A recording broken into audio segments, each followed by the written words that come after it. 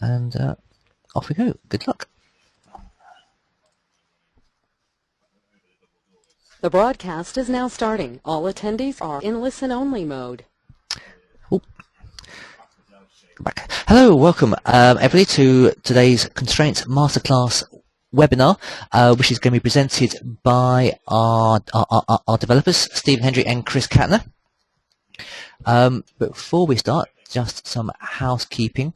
For those of you who haven't attended a webinar in the past, you'll see you have the viewer window and this control panel as well. This control panel you can open and close by clicking on the double arrows. There is the audio mode, which if you set correctly, you'll be able to hear us. If you can't hear anything, then please make sure you set it to either mic or the telephone. There will also be questions at the end. So feel free to type questions into your questions box as we go along. Or certainly, if you need to pass us a message, then I or one of the other guys will be able to answer your sort of problem as we go along. But we'll generally be looking to answer all your technical questions at the very end. For those who aren't familiar with Oasys, we're wholly owned by Arab, and we've been developing software for both in-house and external use for about 35 years now. Nearly all of us are engineers, and as a company we've been growing in the last few years in both marketing, sales and development staff. Our customers are just about all the big names in the construction industry. You see a selection of our customers there, and they are using a range of programs. I mean, we have 4 structural, dozen geotechnical, document management, CAD and sustainability programs. Okay, now, but we are talking today about constraints. Now, constraints you will find in your gateway, and you'll see there are a number of different options for constraints and things you can do with them. For example, we have joints, tying together 2 nodes, and you can model things like expansion joints, for example, with joints. We have rigid constraints, and so uses that might be, say, a diaphragm for modeling a floor plate so you can model the steel beams and not the concrete slab. So you can use a rigid constraint instead. For example, there are tied interfaces where you can zip two meshes together, and we'll be looking at all these in more detail. So without further ado, let me hand you over to Steve, and let me just make you presenter.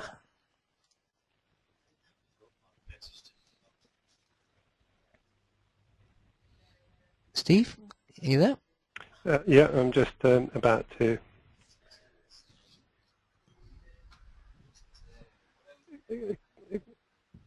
Can you just make Chris the presenter so that we can use his screen?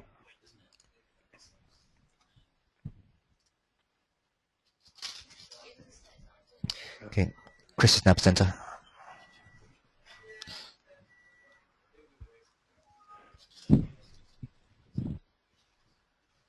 Okay. So we're looking at constraints, and constraints are one of those slightly odd things in GSA because they don't actually model something in the same way as an element does, where we're trying to model the proper behavior, looking at the stiffness and the other properties of the element itself. A constraint is where we just take the model and we say, okay, we're going to do something to a particular degree of freedom. And the different types of constraints we have are obviously restraints, where we say that we're just preventing that part of the model from moving. So that's the most familiar of the constraints, and one that you sort of use without really thinking about it. Moving sort of one level up from that, we have settlements. And a settlement obviously is where we take a restraint, but we say there's a specific value there. Then we have, if you like, the more proper constraints, which are things like joints, rigid constraints, and link elements, which are really just a special case of a rigid constraint, and a tied interface. Now, on the picture that Peter was showing earlier, we had, as well as these ones, we had constraint equations. And in fact, the constraint equation is the sort of fundamental thing that underpins all of these. And so in the constraint equation, in its simplest form, is just saying that the displacement at some degree of freedom is a function of displacements at a set of other degrees of freedom. So specifically, if we're looking at things like restraints and settlements, we're saying that the displacement of a particular degree of freedom is fixed, either being 0 for a restraint or some non-zero value for a settlement. For the other ones, like the joints and rigid constraints, we say that the displacement at 1 degree of freedom is a function of, well, basically a linear function of a set of displacements at other degrees of freedom. Okay, so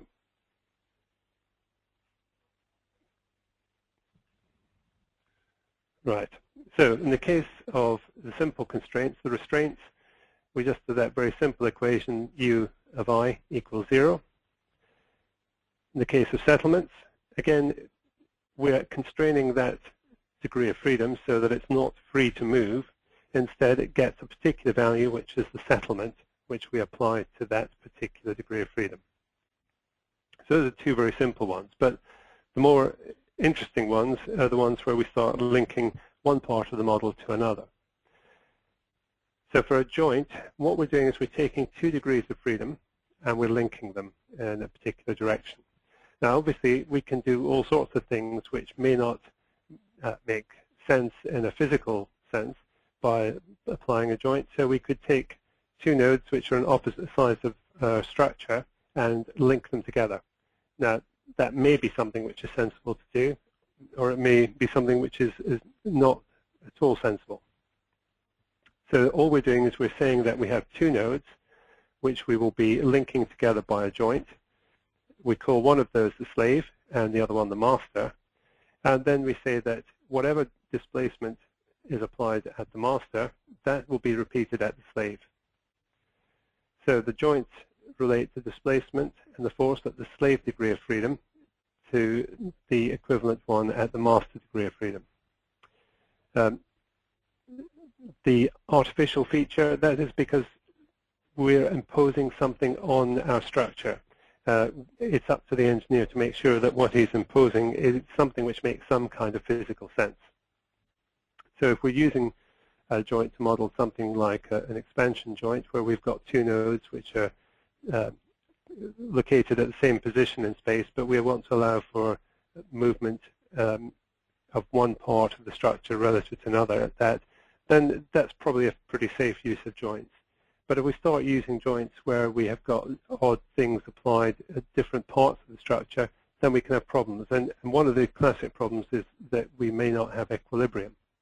So looking at the little diagram here, if we apply a force at a slave node, which is remote from the master, then if we were getting equilibrium, we would expect to see both a force and a moment at the master. But with a joint, that moment is lost. It simply relates the degrees of freedom directly. So the force that's applied at the slave becomes a force that's applied at the master.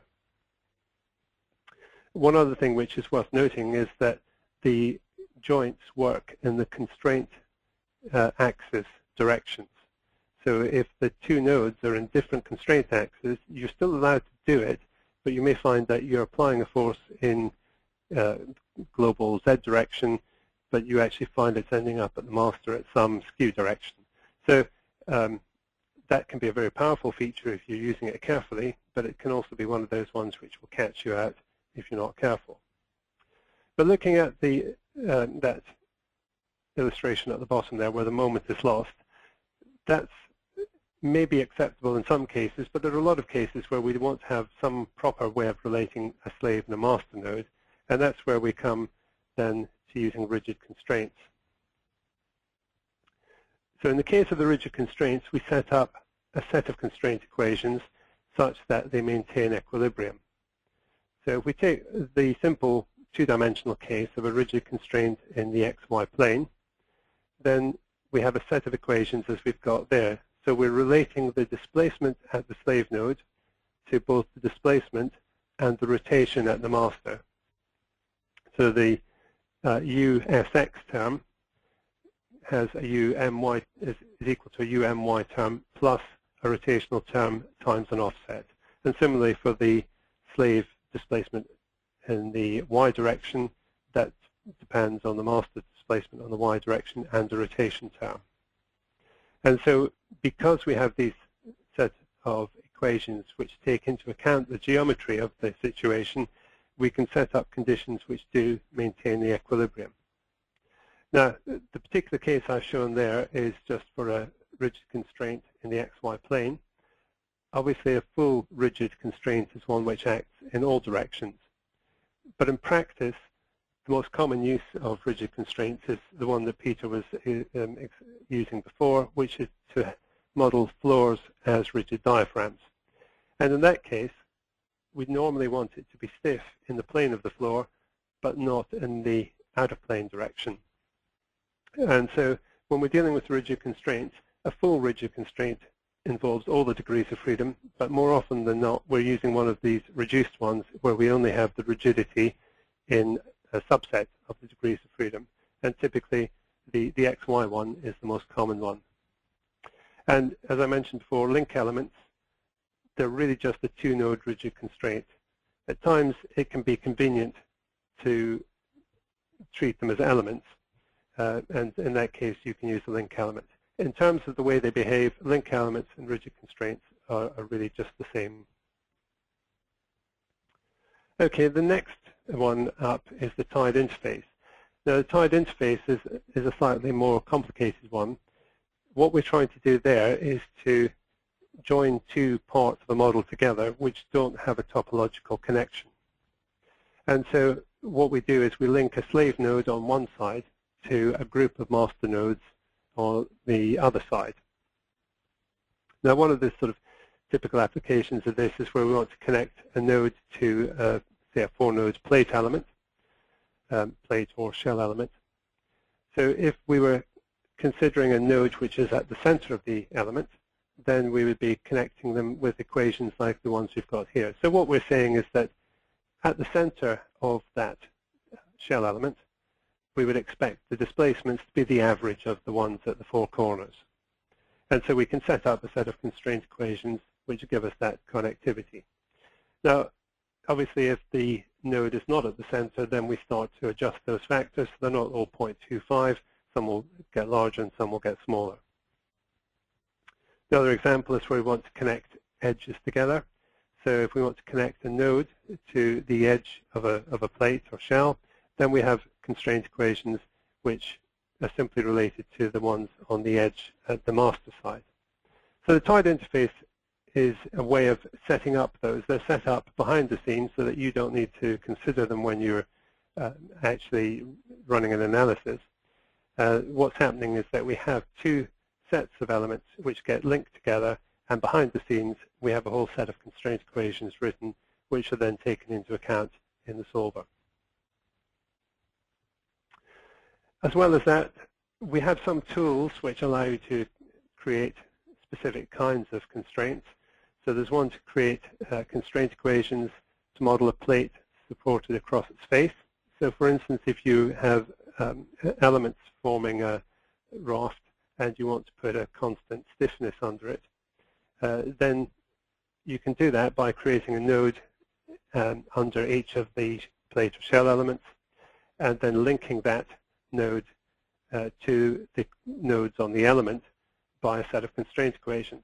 So again, the constraint equations are just like the ones for the tied interface, but what we're doing here is we have a tool that creates them, and it explicitly creates a whole set of constraint equations for you.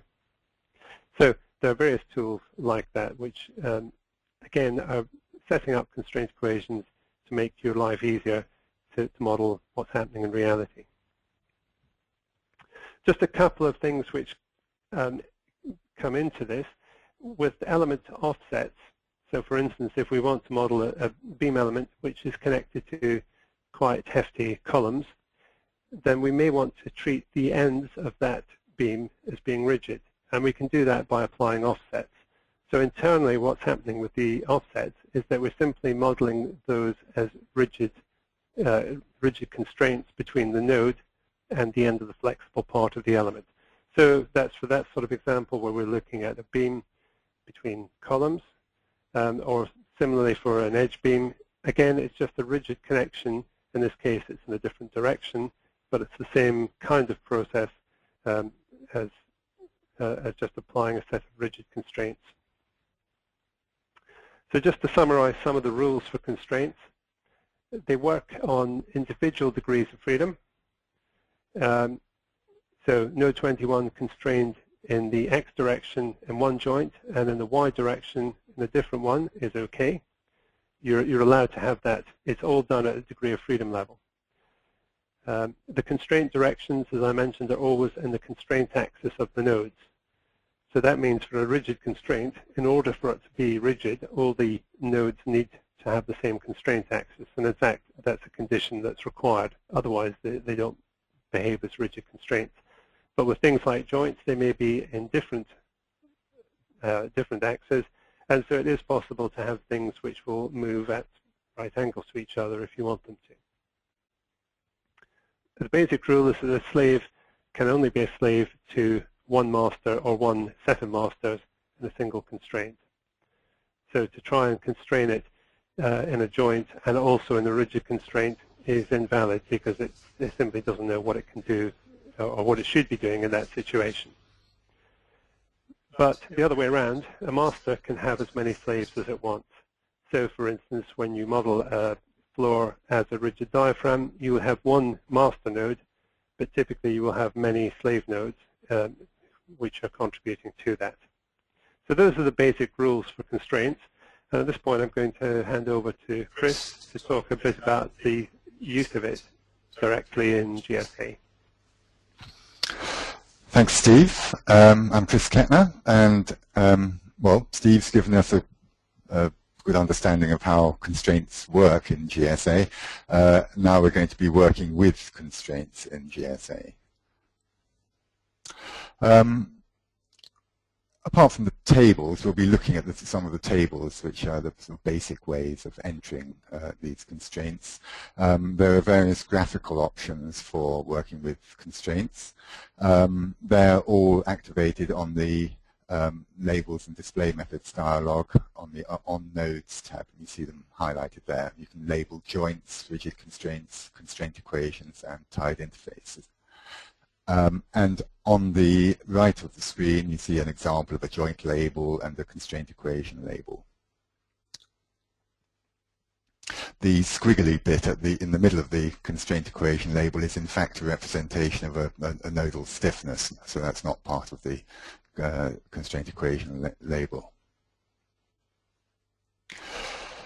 Rigid constraint label, you see an example of one of those on the right there. In fact, the dots can be switched on and off in the preferences at the bottom there of the graphics tab of the preferences.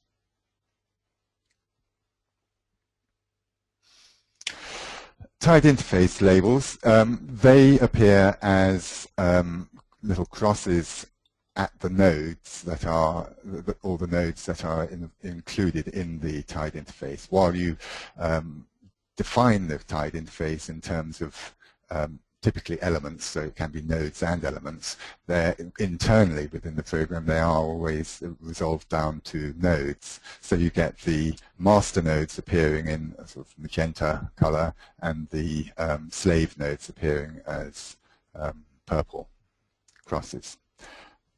Now, it's sometimes difficult to work out when you view the tied interface label which nodes are attached to which side of the mesh.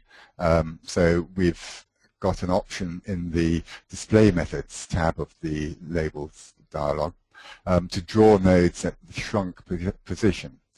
And effectively, that draws the nodes closer to the elements to which the nodes are attached. So you can see on the right there that the slaves and masters have been drawn closer to the elements to which they're connected. So that's quite a useful feature. Actually, it's useful in other circumstances, but it's particularly useful when labeling tied interfaces. As to offsets, well, elements are always drawn in their offset position. There is an option on the Display Methods tab again to draw the offset marks, and in fact that's the default. If you've got a very large model, sometimes those offset marks can be quite distracting from the image, so you can switch that off. So that just as a comparison, offset marks off, offset marks on.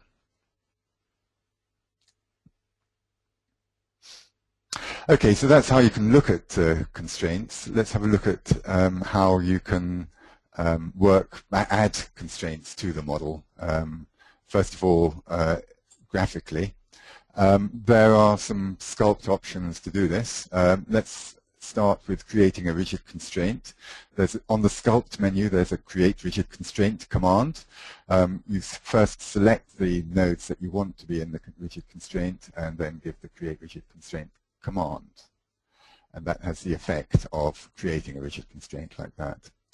Now, it will have chosen a node almost at random to be the master. In fact, it chooses the highest numbered node as the master, and in most circumstances it's quite arbitrary. It doesn't matter which node is master. There are occasions when you need to adjust the master node manually if, say, you've got other constraints affecting the nodes that are included in this rigid constraint. But normally the default one will be okay. The type of linkage will be assigned as currently set as the default in the table or in the data defaults dialog. So having created this rigid constraint, it's applied a linkage in all directions. You may well then want to go to the table and change the linkage to whatever you prefer, often XY plane. Moving on to creating joints. Again, you select the nodes. So I've windowed around 2 coincident nodes there. Typically, when you're creating a joint, there will be a joint. It will be a joint between 2 coincident nodes, though occasionally not coincident. So you select the 2 nodes, and you give the sculpt create joints command, and that creates a joint. Again, applying the default directions.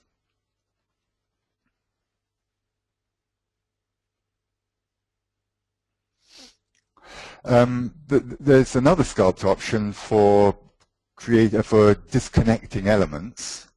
That after selecting the elements that you want to disconnect, you give the sculpt disconnect elements command, and that opens up this dialog box. You choose at which end of that element you want the element to be disconnected, and that has the effect of creating a coincident node, a new coincident node at that end of the element, and attaching the element to that new node. If you select that checkbox at the bottom, connect new node to existing by joint, then as well as creating the new node, it will put a joint in between the two, the old node and the new node. And again, the joint is created with default directions, and on this occasion the defaults were none. So effectively that joint will do nothing because the joint is working in none of the directions. We'd need to go into the table and adjust the directions.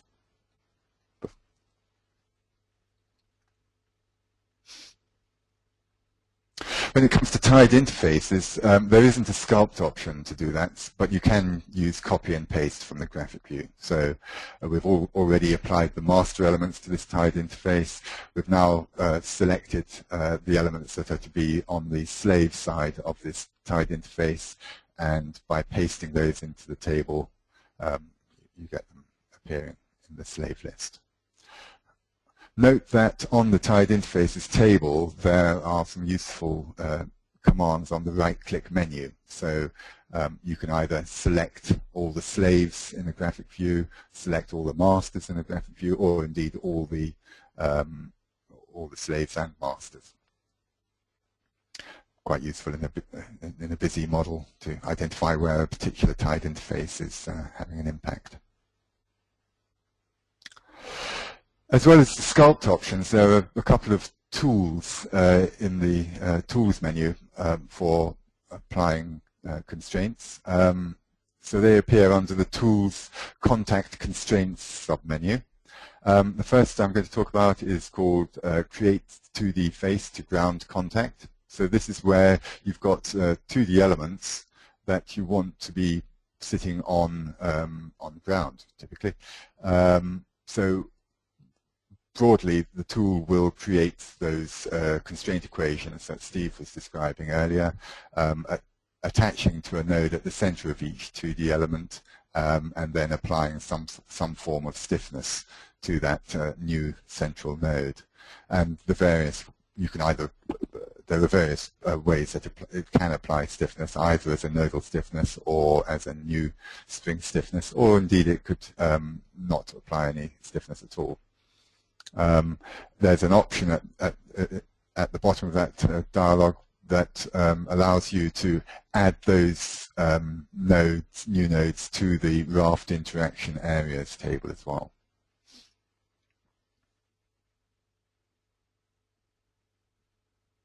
So those are the constraint equations and new nodes and stiffnesses created by that operation.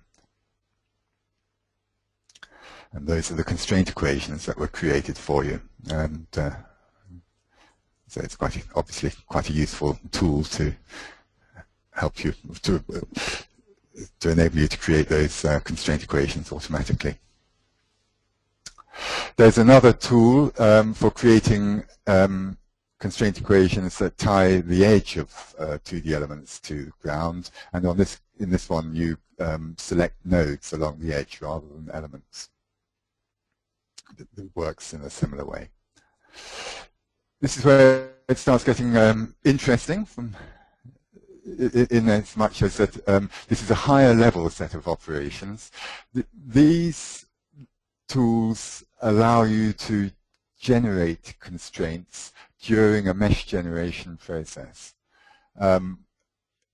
In summary, there's an option to tie nodes into a mesh rather than having them topologically connected to the mesh. There's an option to create a tied interface along a line. So that's the second one there, tie meshes in adjoining regions along this line. And finally, there's an option to create soil string supports for every 2D element. Typically, if you were about generating a mesh to represent a raft. So let's look at those a bit closer. I've got a very simple region, this pair of regions here. I'm looking at the design layer in GSA. It's got a pink background. Region 1 on the left, region 2 on the right. Both of these regions have step type set to linear.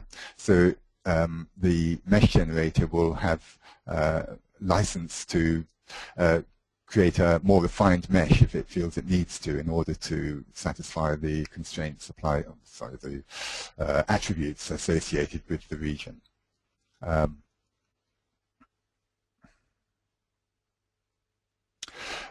The common line between those two regions is line 9. And one of the attributes associated with that is that the meshes at the bottom here of the properties, meshes in adjoining regions will be tied along this line. So that's been set in the definition of that line. we've got an internal node associated with the region on the left, region 1, and we've also got an internal node associated with the region on the right. The difference between those two nodes, those two internal nodes, is that the one on the right is specified as being tied to the mesh by tied interface. Node will be tied to mesh by tied interface, whereas the other one on the left, it will be tied in topologically. And generating the mesh for those two regions results in that mesh. And you can see that tying in the node using a tied interface produces a much neater mesh than the one on the left, where the mesh generator was required to tie the node into the mesh topologically.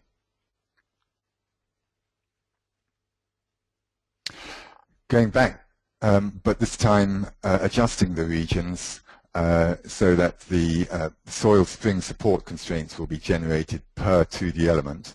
That's done for both of the regions. And generating the mesh for that results in all those central nodes being generated at the time the mesh is generated, and all those constraint equations being created to tie those new central nodes into the related elements. So those are all 2D element mesh generation features that enable you to quickly generate constraints for a 2D element mesh.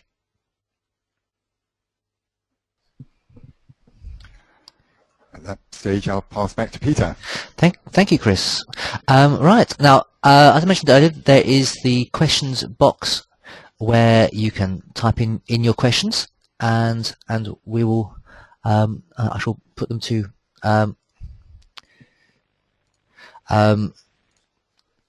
Chris and Steve to answer it. So do ask away. Now, there have been some questions come in already. Steve, you've been very naughty. With the as we now have translational releases on the elements in the last GSA release, do we still need joints? Is there still a need for joints? We can still use joints because there are lots of things we can do with joints which we can't do with element releases. So, for instance, if you want to have a set of nodes which move together, you can link those nodes with joints and then apply the load at one position, and that you will get the whole set of nodes moving together. So those are things which don't immediately spring to mind as being joints.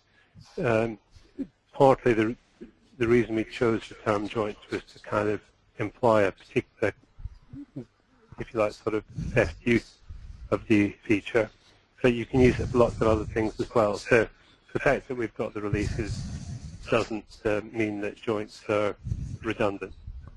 You may not need to use them quite so much, but they're certainly still very useful. Excellent, thank you. Another question: with rigid links, are there any plans to be able to select the master node graphically?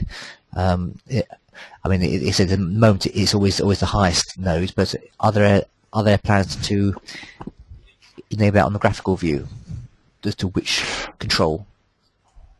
There are no specific plans to provide that, but the feature, you can always select a node on the graphic view, copy that onto the clipboard and paste that directly into the table, which effectively achieves that. Mm-hmm. Thank you. With a question back again about joints, is that some saying that they don't quite understand the joints. So they thought that they just did a forced displacement of the slave node, but not the forces itself. So what happens when the joint constraints cannot allow equilibrium? Does GSA what does GSA do when you can't get an equilibrium with the joints? Okay, well, that's where I was talking about the joints being a very artificial feature. You're applying effectively a sort of modification to the set of equations that you're solving. So when you set up the normal structure stiffness matrix, you have something which will give you equilibrium. But once you start applying any sort of constraint, you can destroy that equilibrium completely because you're applying or imposing some other conditions on the model which may or may not have any physical reality. So with the joints, if they don't give equilibrium, it just carries on and it does what it's been asked to do. So if you apply a load to a slave which is on the right-hand side of the building and the master is at the left-hand side, it will be just the same as if you're applying that force directly to the master. It doesn't try and do anything clever, it just translates it straight over to the master and carries on with the calculation. And that's why you need to be careful when you use joints or any of the other constraints, because you can impose things which are completely unrealistic. So it's worthwhile as well then checking the total loads and reactions output option, because that can indicate if there are some things going wrong, possibly. And indeed, if we receive a model from someone who's complaining that the loads don't balance the reactions, one of the first things we'll look at will be whether there are any constraints in the model. Mm-hmm. Thank you.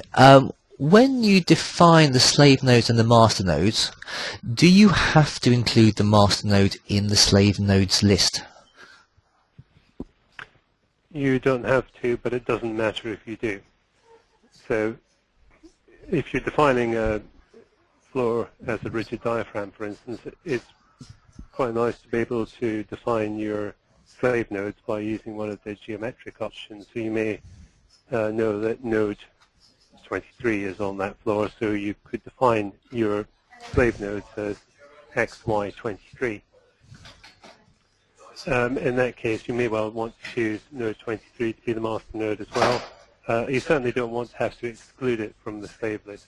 So the master node can be included in the slave list, but it doesn't need to be, and it doesn't matter either way. Okay, thanks, Steve.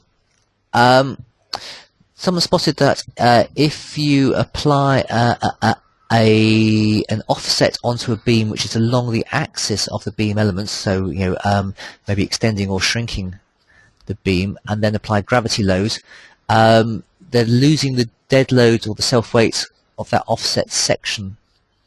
And they're saying, is there a way to avoid that? There isn't a way to avoid that. The assumption is that you're using those offsets because, in fact, the element is different length to what you have between the nodes. So, in other words, if you think of the example with the big columns, the idea is that the beam that you're putting between those nodes is actually shorter than the node-to-node distance, and therefore it's more correct to use the length of the flexible part as being the part that has the load applied to it. Mm-hmm. So that's the thinking behind it, and there isn't anything which allows you to, say, extend the load across the whole length of the element. And in a more general case, when the offsets could be at any odd angle with respect to the flexible part of the element, to actually know what to do with them would be quite difficult as well. Excellent. Thank you. Thank you, Steve. Now, someone's asked, says, regarding the slides adding constraints via the design layer, could you please show in the design layer how to define the property of a node as this node will be tied to the mesh? Yeah, how do you actually set that parameter, Chris? Okay, I've got a GSA session running. Let me make you presenter. Okay, I'm not quite, I'm showing my screen. I've got Yes. GSA running, but I haven't got the model that we're interested in. Here we are, that's the one. Right. So we're interested in the nodal properties, is that right? Yes. So we're looking at the normal node definition dialog. Quite a busy dialog. Some of the less used features are hidden away in dialogues off this. So if I go to mesh attributes, tie node to mesh, it's there. So I've now tied the node. I think it was the one that I hadn't previously tied. This one should already be set. Yeah. There we are. That was the one that was previously set. Does that answer the question? I think so. And you can also do that, well, if you've already generated the mesh, you can do that manually, but that would then be in the tied interface dialog. Yes. Thank you.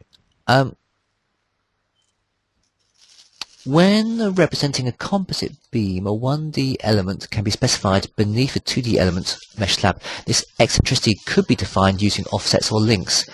Is one method better than the other? From the engineering point of view, in terms of what's happening with the set of equations, they're doing the same thing. So from that point of view, it doesn't matter. So it then becomes a question of what's more convenient for the engineer modeling it. And I would have thought that normally it's going to be easier to model offsets rather than have lots of link elements. It just keeps the number of elements in the model more under control. You're not introducing ones which are not particularly needed. So they're doing the same kind of thing. Go for whatever is easiest, which is probably going to be offset elements. And so there's also, under the tools menu, there's the option to apply offsets to the beams that you select, so all their top flanges line up. So that that can be offsets can be quite an easy thing to apply to the beams. Thanks, Steve. I've got another question. With the tied interfaces between meshes, we've always been taught to have meshes topologically tied together. Does the tied interface affect the deflections and the stress continuity at all? The short answer to that one is yes, it does. And as with anything, you tend to have local effects. So you're making an approximation to what's happening locally, and therefore we would expect that actually along the tied interface itself, you won't get perfect continuity because you're not requiring it.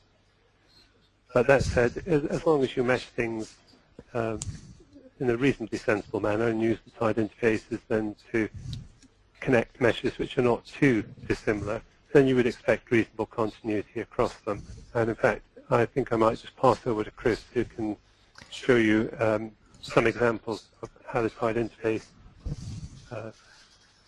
works pretty well for a fairly simple example.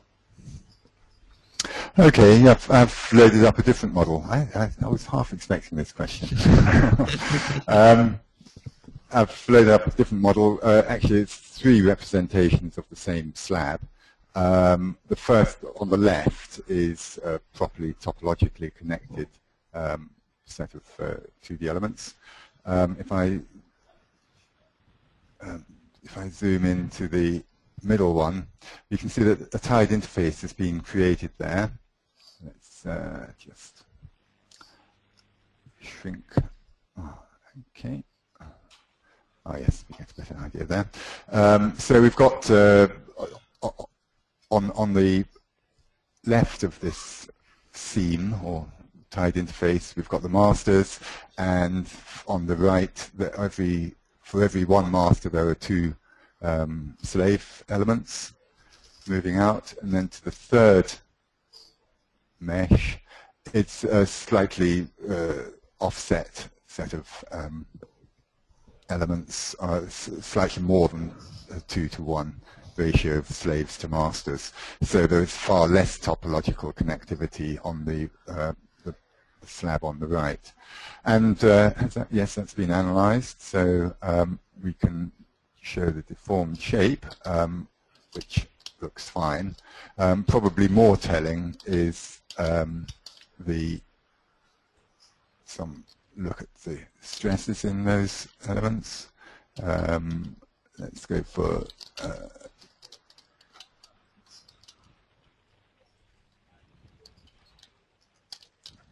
seems to be doing pretty similar things. Generally, we've found that the performance of the tied interface is pretty good. There's one other thing which is worth saying in relation to that, which is that you would normally want to have the master side as being the coarser mesh. If you have it the other way around, then you start having the option of nodes poking in locally. Whereas if you have the finer mesh as the slave side, then they interpolate more cleanly onto what's happening on the master side. So as long as you make sure you have your tied interface defined that way around, it seems to be generally quite good. You can think of a master having several slaves. You would rarely have a slave having several masters. Excellent. Are there any more questions for anybody? Okay.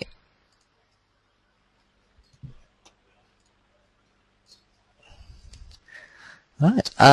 Thank you very much, Steve and Chris. That was excellent. We do have another webinar coming up next week where we're looking at various options on retaining walls, and actually on separate questions as well.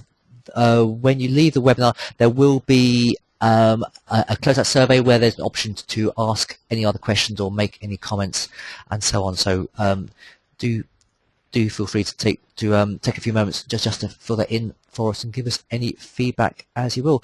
Hopefully we'll see you soon next week for retaining walls, and there'll also be more webinars in the new year which we will circulate the news of. This webinar is being recorded, and we should be putting the presentations up online shortly. So, thank you very much.